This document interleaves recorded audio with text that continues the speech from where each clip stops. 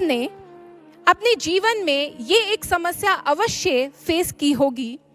जब भी कभी हम अपने जीवन में कोई सकारात्मक परिवर्तन लाने के लिए आगे बढ़ते हैं, कोई गोल सेट करते हैं, चाहे वो किसी एग्जामिनेशन में पास होने का गोल हो, आईएएस ऑफिसर बनने का गोल हो, चाहे वो फिट रहने का गोल हो, या फिर आध्यात्मिक यात्रा पे बढ़ते हुए रोज साधना करने का गोल हो, ऐसा कोई भी गोल, ऐसा कोई भी सकारात्मक परिवर्तन जब हम अपने जीवन में सेट करते हैं, उसके लिए एक टाइम टेबल भी बनाते हैं, उसके लिए अलार्म्स भी सेट करते हैं, पूरा प्रयास करते हैं कि कल से ही इसे शुरू करेंगे।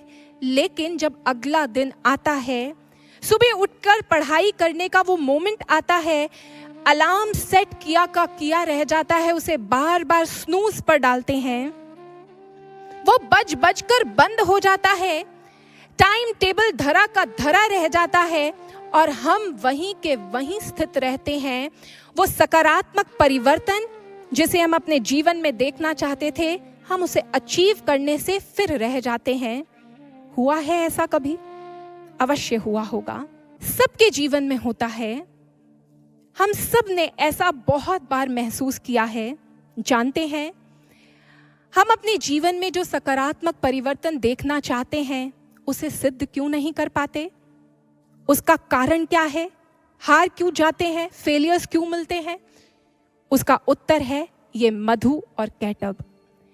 हमारे भीतर की, हमारे अंतस्थ की दो मनोवृत्तियां हैं ये मधु और कैटब। मधु, अगर इस शब्द को लें, भगवान वेदव्यास जी ने संस्कृत भाषा का जो प्रयोग किया है, संस्कृत एक ऐसी उच्चतम भाषा है जिसमें जो नामकरण किया जाता है किसी भी वस्तु, व्यक्ति का, उस नामकरण में, उस नाम में उसके गुण को भी समेटा जाता है। और मधु, ये नाम, ये शब्द, इसका अर्थ क्या है? इसका अर्थ है मधु अर्थात मीठा, और शुद्ध हिंदी में शहद को भी मधु कहते हैं। क्यों? क्योंकि वो मीठी होती है। और शहद के साथ एक समस्या कह लीजिए, या उसके साथ एक विचित्र सी बात जुड़ी है कि शहद की आप एक बूंद अगर चाटते हैं तो क्योंकि वो मीठी है तो मन करता है एक और बूंद चाट ले, फिर मन करता है एक और बूंद चाट ले। और यही प्रवृत्ति जो बार बार उस मीठी वस्तु की ओर हमें लेकर जाती है, उसी का द्योतक है ये मधु, और वो प्रवृत्ति है राग की प्रवृत्ति। महर्षि पतंजलि इसे परिभाषित करते हुए कहते हैं, राग क्या है? सुख अनुशयी रागः। वो कहते हैं सुख का जो अवशेष, जो अंश होता है, जो बचता है, सुख पर जो आधारित है, वह है राग। जब भी किसी वस्तु का सेवन कर, किसी व्यक्ति का संग कर, किसी स्थान पर जा, हमें अच्छा लगता है, सुख की अनुभूति होती है, तो वही सुख हमें उस वस्तु, उस व्यक्ति, उस स्थान की ओर बार बार खींचता है। हम बार बार उस वस्तु की ओर जाते हैं। जब कभी भी लो मोमेंट आता है, हम उस सुख भरी वस्तु की ओर जाते हैं, उस स्थान पर जाते हैं, उस व्यक्ति का संग करते हैं। और होता क्या है, बार बार उस व्यक्ति के पास जब जाते हैं तो वह जो सुख की अनुभूति कुछ क्षणों के लिए हुई थी, जब बार बार उसी वस्तु, व्यक्ति और स्थान का संग करते हैं, रिपीटिशन होती है इसकी, तो वही चीज हमारी आदत बन जाती है। वो आदत बन जाती है हमारी, हम उसके आदी हो जाते हैं। और फिर वो अवस्था आती है जब हम कहते हैं, I can't live without tea, I can't live without this person, I can't live without going to this place. जब भी आपके जीवन में कोई वस्तु इस आई कांट लिव विदाउट के साथ आने लगे, समझ लीजिए कि अब आप उसके साथ अटैच हो गए हैं, आपका उसके साथ राग बन गया है और अब आप उसके आदी हो गए हैं। अभी तक तो आप जाते थे, उस वस्तु से सुख का भोग करके लौटते थे, उसको एक्सपीरियंस करते थे, लेकिन अब क्योंकि आपको उसकी लत पड़ गई है, अब वही वस्तु आपको त्रस्त भी करती है, वही वस्तु आपको त्रस्त भी करती है। क्योंकि आप तो सोच रहे थे कि मैं उस वस्तु का भोग कर रहा हूं, परंतु अब वो वस्तु, अब वो व्यक्ति, अब आपका ही ये राग आपको गुलाम बना लेता है अपना। और इसी राग का, इसी मधु का एक दूसरा भाई है, जुड़वा भाई, जिसका जन्म साथ साथ ही हुआ था। वो कौन है? कैटब। कैटब कौन है? कैटब अर्थात कटु।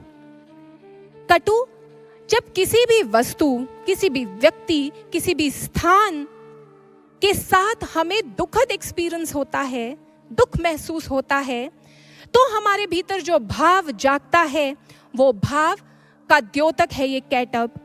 कैटब कुछ और नहीं, दूसरा क्लेश जिसका वर्णन महर्षि पतंजलि ने किया है वह द्वेष है। जहां राग है कुछ वस्तुओं, व्यक्तियों और चीजों के साथ, वहीं पर मानव के भीतर द्वेष है असंख्य वस्तुओं के साथ, असंख्य व्यक्तियों के साथ, असंख्य स्थानों के साथ, असंख्य चीजों के साथ। और महर्षि पतंजलि इसी द्वेष को परिभाषित करते हुए कहते हैं दुख अनुशयी द्वेषः। वह कहते हैं जो दुख पर आधारित है, जो भाव दुख पर आधारित होकर पैदा होता है वह है द्वेष।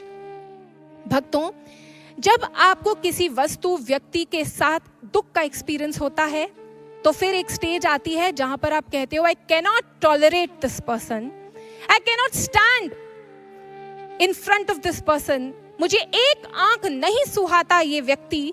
आपके ऑफिस में कोई कोलीग हो सकता है, आपके पड़ोस में रहने वाला कोई व्यक्ति हो सकता है, आपके अपने बच्चों की, अपनी पत्नी की कोई आदत हो सकती है जो आपको इतना ज्यादा घृणित महसूस करवाती है कि आप उसे देख भी नहीं सकते। भक्तों, यही राग और द्वेष, ये राग और द्वेष हमारी आदतें बन गए हैं, क्योंकि हम बार बार अपने जीवन में क्या कर रहे हैं? मानव जीवन का एक बेसिक इंस्टिंक्ट है। वो क्या है? वो अपने जीवन में केवल और केवल मात्र सुख प्राप्त करना चाहता है और वो दुखों को बाहर निकाल देना चाहता है। और इसी दौड़ में वो क्या करता है? वो सारी उम्र, सारा जीवन ये प्रयास करता है कि जिन वस्तुओं से उसे कभी सुख की अनुभूति हो, वो उन वस्तुओं को, उन व्यक्तियों को समेट ले, वही उसके आसपास हो। और हर वो वस्तु जो उसे व्यथित करती है, जिससे उसके भीतर द्वेष उत्पन्न होता है, जिसने उसे दुख दिया है, वो उसके जीवन से बाहर निकल जाए। यूं उसके जीवन की दौड़ इसी में सिमट कर रह जाती है। 80% लोग तो इस प्रकार का जीवन जीते हैं और इस संसार से चले जाते हैं। सारा जीवन बस इसी दौड़ में रहते हैं कि सुख भरी वस्तुएं मिल जाएं और दुख भरी चीजें चली जाएं। अब इस प्रक्रिया में हम कर क्या रहे हैं? जब हम अपने आप को कुछ वस्तुओं, व्यक्तियों और स्थानों के साथ जोड़ लेते हैं, तो करते करते जिस प्रकार एक छोटा सा कैटरपिलर वो बड़ा होता है और बड़े होते होते एक अवस्था आती है जब अपने मुख से ही वो एक सिक्रीशन को करता है और अपने आप को एक कुकून में कैद कर लेता है। उस कुकून में कैद हो जाता है और निश्चेष्ट पड़ा रहता है। ठीक ऐसे ही इंसान भी करता है। इन राग द्वेष के चलते इंसान भी अपने आप को अपने ही बनाए हुए कारागृह में, अपने ही बनाए हुए जेल में कैद कर लेता है। वो खुद अपने आप को इम्प्रिजन कर लेता है। इस जेल की कोई बाहरी सलाखें नहीं हैं। इस जेल की सलाखें यहाँ पर स्थित हैं, मानव के मस्तिष्क में स्थित है। बाहर से आपको वो कारागार नहीं दिखेगी, लेकिन जब हमारे साइंटिस्ट ब्रेन की मैपिंग करते हैं, जब वो ब्रेन को स्टडी करते हैं, तो उन्होंने पाया कि ब्रेन के अंदर बहुत सारे ग्रूव्स होते हैं। वो ग्रूव्स की गहराई, वो बेसिकली चैनल्स है जहां से नर्व इम्पल्सेस जाती हैं। और उन्होंने पाया कि अधिकांश मनुष्य जो हैं वो एक ही पैटर्न में, एक ही मैपिंग में अपने आप को लॉक करके जीते हैं। सारी जिंदगी बस उसी में घूमते रहते हैं। वही आदतें उनकी रहती हैं, वही विचार उनका रहता है और वह उन्हीं लोगों से उसी पैटर्न के ऊपर चलते हुए अपना पूरा जीवन यापन करते हैं। यूं हम स्वयं अपना ही एक जेल निर्मित करते हैं, उस जेल में फंस करके रहते हैं और फिर हम कहते हैं कि हमारा जीवन दुखी है। जब आप अपने ही बनाए कारागृह में रहेंगे तो बताइए, क्या उस कारागृह में आपको स्वतंत्रता मिलेगी? जो खुद ही परतंत्र है वो किस प्रकार से सुखी होगा? वह किस प्रकार से अपने जीवन में सकारात्मक परिवर्तन को लेकर आ पाएगा? क्योंकि वह तो खुद ही बद्ध है अपनी आदतों से, अपनी राग और द्वेष से। इसीलिए तो आज हमारे समाज में एडिक्शन और इनटॉलरेंस, ये दो बहुत बड़ी प्रॉब्लम्स हैं, क्योंकि सारा समाज इन राग और द्वेष के चलते एडिक्ट है या तो, और इनटॉलरेंट है दूसरे के प्रति। समाज में राग द्वेष का बोलबाला है और इंसान दुखी है दूसरों की वजह से नहीं, अपने आप की वजह से।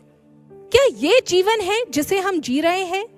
गुलामी का जीवन, अपनी ही मनोप्रवृत्तियों के गुलाम बनकर जो जीवन जी रहे हैं, क्या यह जीवन है? क्या ये हमारा विकास है? क्या ये हमारी समझदारी है? हम अपने आप को बहुत वाइज कहते हैं, समझदार कहते हैं, इंटेलिजेंट कहते हैं। क्या ये हमारी समझदारी है? हमारे संत महापुरुष हमारे समक्ष एक प्रश्न खड़ा कर रहे हैं। आइए